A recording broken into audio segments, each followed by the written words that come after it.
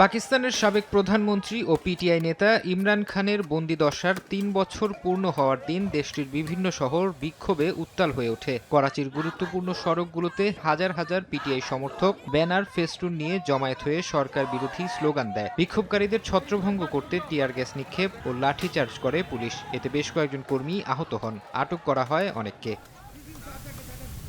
২০২৩ সালের ৫ আগস্ট গ্রেফতার হওয়া ৭৩ বছর বয়সী ইমরান খান বর্তমানে আল কাদির ট্রাস্ট দুর্নীতি মামলায় ১৪ বছরের কারাদণ্ড ভোগ করছেন। অ্যামনেস্টি ইন্টারন্যাশনালের অভিযোগ, দীর্ঘ সময় তাকে নির্জন কারাবাসে রাখা হয়েছে, পরিবার ও আইনজীবীদের সঙ্গে যোগাযোগ সীমিত করা হয়েছে এবং পর্যাপ্ত চিকিৎসা পাওয়ার অধিকারও বাধাগ্রস্ত হয়েছে। একই সঙ্গে জাতিসংঘের দুটি স্বাধীন মানবাধিকার মেকানিজম তার আটক ও কারাবন্দী অবস্থার বিষয়ে আন্তর্জাতিক মানবাধিকার মানদণ্ড নিয়ে উদ্বেগ প্রকাশ করেছে।